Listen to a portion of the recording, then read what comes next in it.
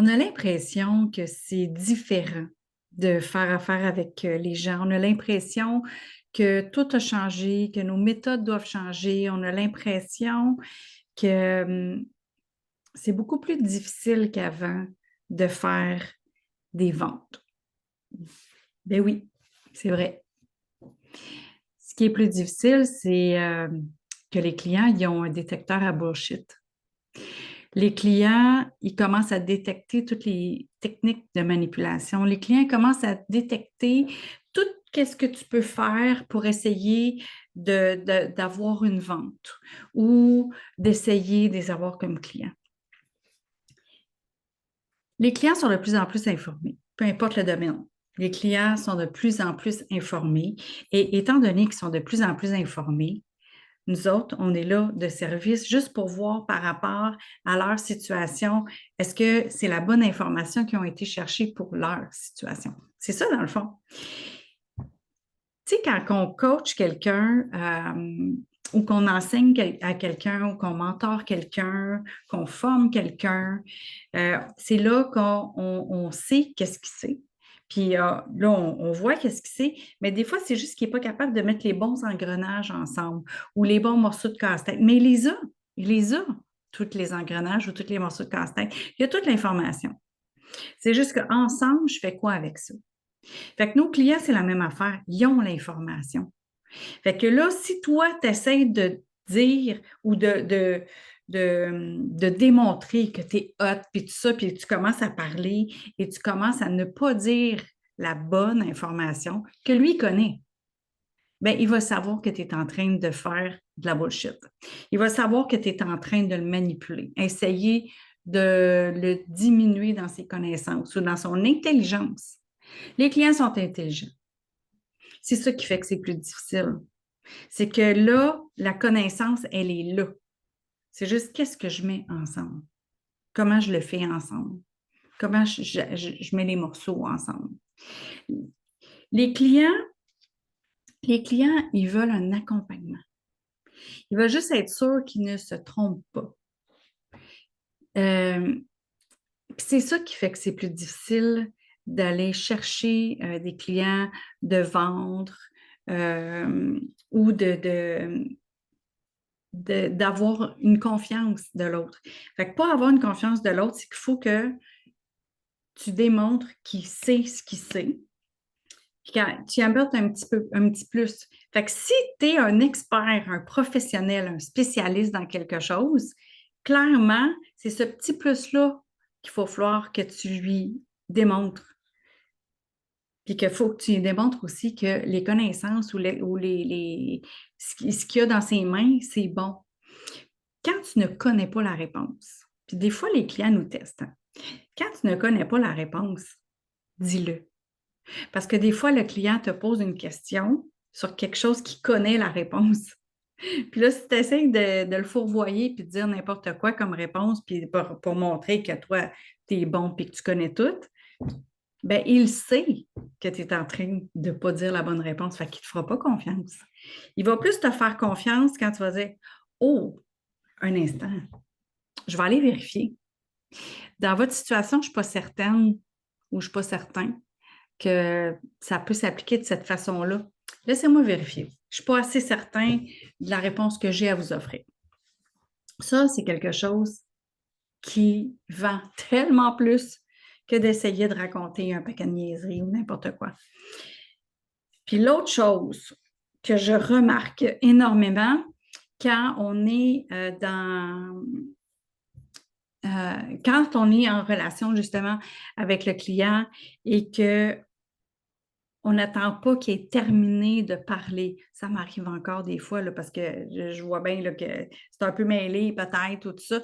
Mais quand même, je m'aperçois moi-même que quand je fais ça, ce que je te dis là de ne pas faire, de ne pas couper avant la fin, des fois, ça a comme une autre tournure, sa question. C'est comme ah, OK, finalement, c'est pas là qu'elle est. Tu sais, faut écouter au complet la question du client pour bien comprendre Où est-ce qu'ils sont mal entendus? Où est-ce qu'il comprend moins bien?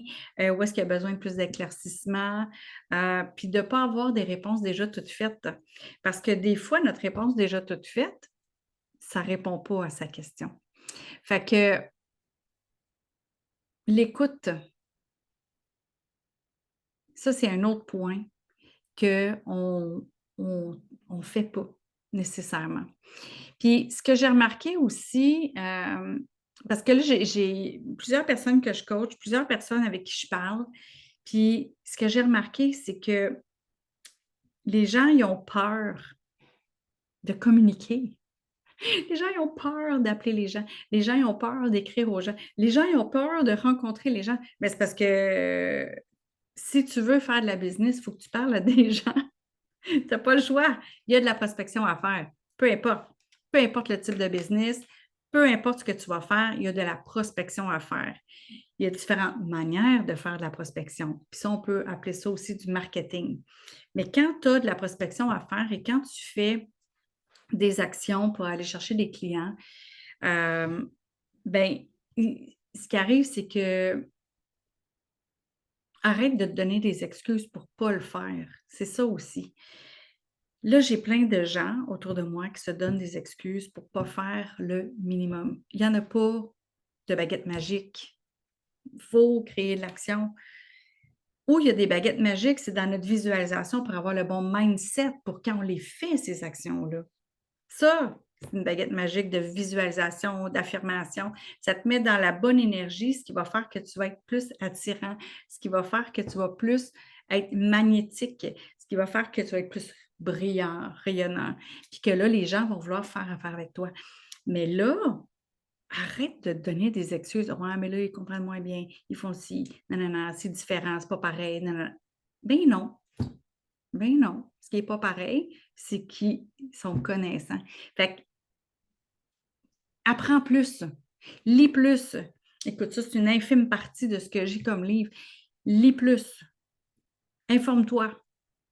Par contre, ça, c'est une autre affaire. Là, il y en a, ah, j'en connais pas assez, il faut que j'apprenne ça. Hey! C'est dans l'action que tu vas apprendre d'être en communication avec un humain. C'est dans l'action. De toute façon, si tu dis: «Ouais, mais là, je ne veux pas y aller parce que de toute façon, je le closerai peut-être pas ou je ne l'aurai pas comme client», c'est sûr que tu ne l'auras pas comme client. Tu es déjà parti avec cette idée-là, c'est sûr. Le client, il va faire comme: «Ah, ben, il ne me veut pas comme client de toute façon, fait que je ne deviendrai pas son client». Quand tu fais des actions, fais-les pas juste pour les faire parce que: «Ah, je les ai faites». Non, parce que tu ne seras pas dans la bonne énergie, tu ne seras pas dans le bon mindset pour le faire. Fait que quand tu veux aller chercher des nouveaux clients, il faut que tu te mettes dans un bon mindset pour être énergique, pour être agréable, pour avoir une bonne attitude, une belle attitude, que les gens aient le goût de te parler, que les gens aient le goût de te côtoyer. Puis à ce moment-là, ben les gens, ils vont vouloir te parler. Puis là, quand ils te parlent, ils te donnent tout ce qu'ils connaissent et toutes les raisons pour lesquelles ils veulent ce que tu offres, que ce soit ton service, ton produit, peu importe ce que tu vas offrir. Mais il faut que tu ailles devant les gens.